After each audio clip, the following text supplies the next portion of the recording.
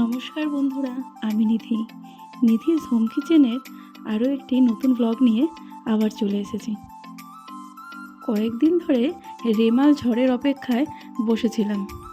ভেবেছিলাম ঝড় না হলেও একটু হয়তো বৃষ্টি হবে, কিন্তু দেখুন আকাশের অবস্থা, দেখে মনে হচ্ছে শরৎকালের আকাশ।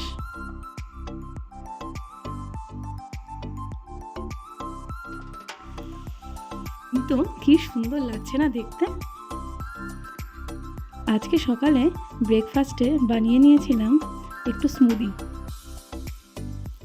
আমি আজকে আম দিয়ে বানিয়েছি। আম ছাড়া কলা, স্ট্রবেরি সব কিছু দিয়ে বেশ ভালো লাগে। আর যেহেতু এটা একটু ভারী হয়, সেজন্য অনেকক্ষণ পেটেও থাকে।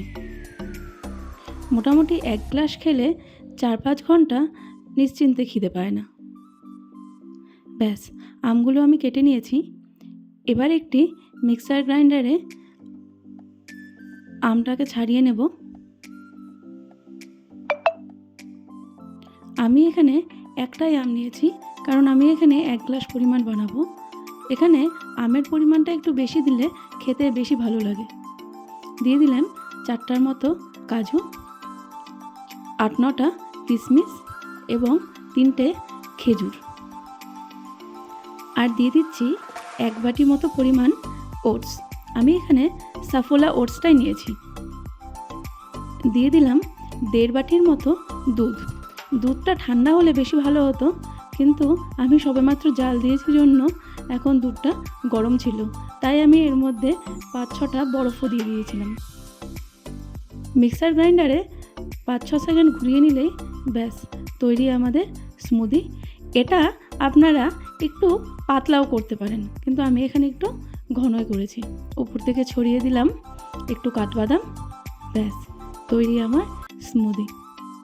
এখন প্রায় সন্ধ্যা 6:30। এটা আমি কিনেছি ফ্লিপকার্ট থেকে। এখনও পর্যন্ত এটার ব্যবহার হয়নি, আজকেই প্রথম ব্যবহার করব।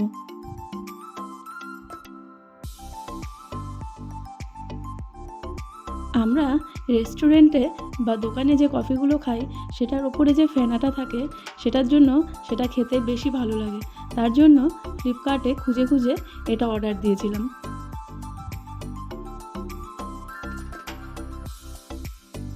ফ্লিপকার্টে এটা আমি দ্বিতীয়বার অর্ডার দিয়েছি।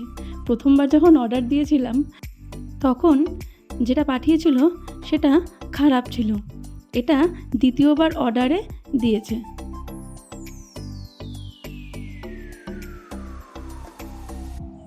মোটামুটি একটা কাপে 15-20 সেকেন্ডের মতো ঘুরিয়ে নিলেই বেশ ভালো একটা ফেনা তৈরি হচ্ছে। এটার লিঙ্ক আমি ডেসক্রিপশন বক্সে দিয়ে দেব। এছাড়া ফ্লিপকার্টে গিয়ে কফি ব্লেন্ডার বলে সার্চ করলেও প্রচুর অপশন পাওয়া যায়। ব্যাস দেখুন ওপরে কী সুন্দর একটা ফেনা তৈরি হয়েছে। কফির সঙ্গে আমি নিচ্ছি টোস্ট বিস্কুট। এই বিস্কুটটা কফির সঙ্গে খেতে দুর্দান্ত লাগে। ব্যাস তৈরি আমার কফি। এখন কফিটা খেয়ে নিয়েই বেরোবো। আমার আবার সন্ধ্যা থেকে টিউশন আছে।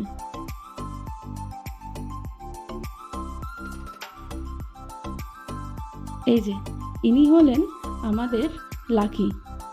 জানি না এনার কি বক্তব্য, অনেকক্ষণ ধরে বেশ বিরক্ত করে যাচ্ছে। মানে ওর যদি কিছু বলার থাকে, ও আমাদের গেটের সামনে এসে নিয়ে কাঁদতে থাকে। কোনো সময় বুঝতে পারি, কোনো সময় বুঝতে পারি না। মনে হয় ওর ল্যাঙ্গুয়েজটা যদি জানতাম তাহলে মনে হয় বুঝতে সুবিধে হতো। চ আয়, আয়। কি হয়েছে? শাশুড়ি মা কিছুক্ষণ আগে শাড়ি ধুয়ে রোদ্রে শুকাতে দিয়েছিল। ব্যাস ওটাকেই নামিয়ে বসে বসে এতক্ষণ ছিঁড়েছে। এবার ওটার দেখানোর জন্যই ওর এত তোড়জোড়।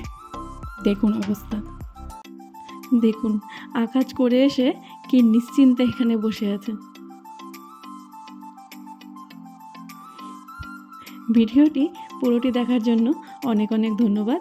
ভালো থাকবেন এবং ভালো লাগলে একটা লাইক করে দেবেন। নমস্কার।